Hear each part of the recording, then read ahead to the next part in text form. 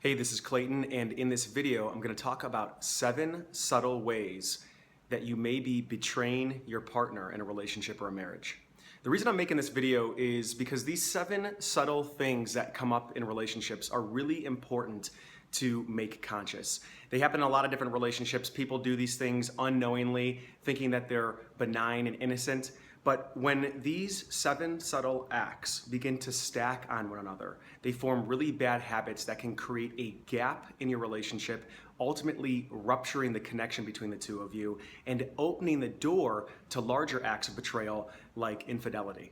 So the first subtle act of betrayal that creates a breach in your relationship with your partner is if you are invalidating their emotions.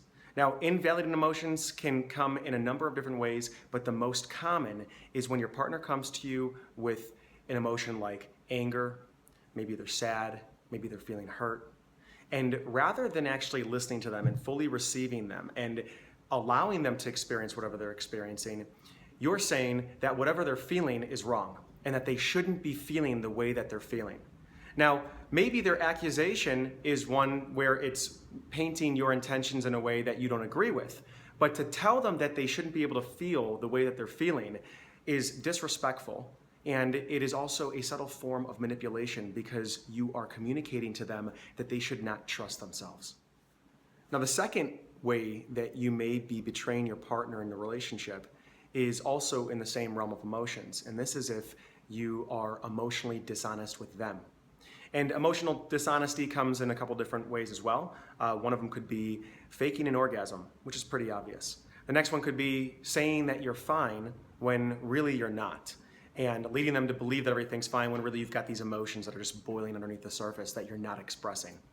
And one of the most dangerous ways of emotional dishonesty is when you are being emotionally dishonest about your intentions. So I'll give you an example. Let's say that you're out in public and you give your partner a backhanded compliment or you say something that gets on their nerves and your intention was possibly to rile them up a bit. Then later when they confront you, rather than you taking responsibility for it and saying that, okay, I apologize, that was not right of me, you twist the story around and say, oh no, that wasn't my intentions. I can't believe that you took it that way. I really didn't mean it that way, when really you did. Because what ends up happening is your partner knows when you're lying. Your partner knows what your intentions are, and if they're connected to you, they know where you're coming from. So if it's where you're trying to cause harm, they can tell. So by not being honest about that, you breach trust, you are communicating to them, again, don't trust yourself, and also don't trust me. So they start to protect themselves more, you may protect yourself more, which creates this breach in connection. Third subtle act of betrayal is one that I pulled from the book, The Celestine Prophecy. And it is when you stonewall or withdraw from your partner.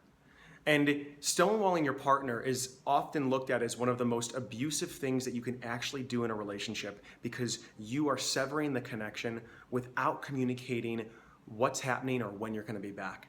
And stonewalling your partner can be something as simple as not answering their phone calls when they're calling you. It could be walking out in the middle of the fight and not letting them know when you're going to come back. And why stonewalling is so damaging is because it sparks and is the catalyst for a deep sense of anxiety in your partner. They have no idea where they stand with you. They don't know if you're coming back, and you are injecting an exponential amount of fear into the relationship between the two of you that is going to have to be addressed later. And look, sometimes pulling out of a fight when it's really heated, sometimes that feels like it is the only option.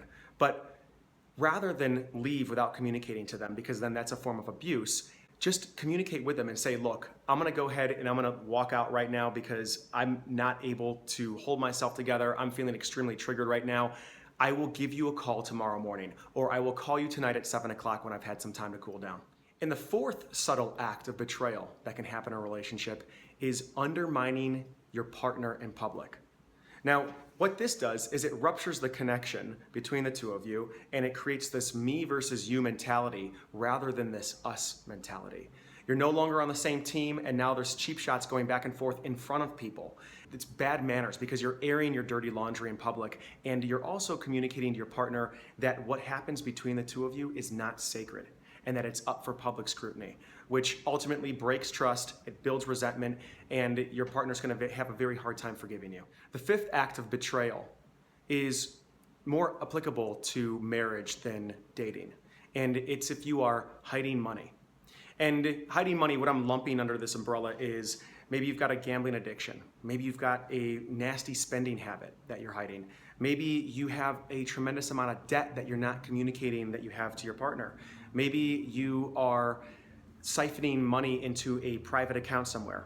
All of these things just lead to this private life that you're leading, that you're not letting your partner in, that just breeds distrust. The next subtle act of betrayal is if you are complaining about your partner to your friends consistently. Now, I get it. Sometimes we need to blow off steam. Sometimes we need to have a sounding board where we can process our thoughts with somebody and get perspective on the situation, because relationships can be so complicated.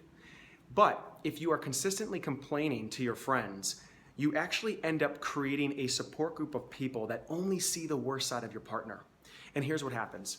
When you go back into the relationship, and even when things are going great, you can go back with that information to your friends, and because your friends have been seeing consistently how bad of a partner you've got, they end up reflecting suspicion. Maybe they are saying things where they want to protect you. Maybe they are encouraging you to take some space from them, and they end up being cheerleaders for you being single or for you getting out of the relationship, which is not what you want if you love your partner. So if you need to complain about your partner, if you need to process things with other people about your partner, be careful about who you share that information with. I would suggest either hiring a coach or a therapist that can actually give you some objective feedback and not always take your side, but rather can stand in the middle and maybe show you the places where you might be contributing to the dynamic that's not working. And the seventh and final subtle act of betrayal is if you've got secret relationships. This could be with coworkers, or maybe an ex-boyfriend or ex-girlfriend, or with somebody that you've met, where the nature of the relationship is one that you are hiding from your partner. Now, your partner's not going to necessarily know about all your relationships. Maybe they will eventually find out about all of them over time. You might have acquaintances here and there. But the general rule of thumb is this. It's a secret relationship based on how you behave in the relationship. If your partner was there watching, would you change the way that you acted? Or would you be completely comfortable acting the way that you were acting with them, knowing that you had nothing to hide? So those are the 7 acts of betrayal that can seep into your relationship unknowingly and crack the foundation if you are not vigilant and conscious of how you are being in the relationship. Now, if you are looking for 8 secrets to create a rock-solid relationship, go ahead and click on the link below this video, visit my website. I've got a free PDF that I put together that has 8 tips that can help you build a relationship that lasts. Like the channel, subscribe to it as well, and if you have any questions, leave in the comment below.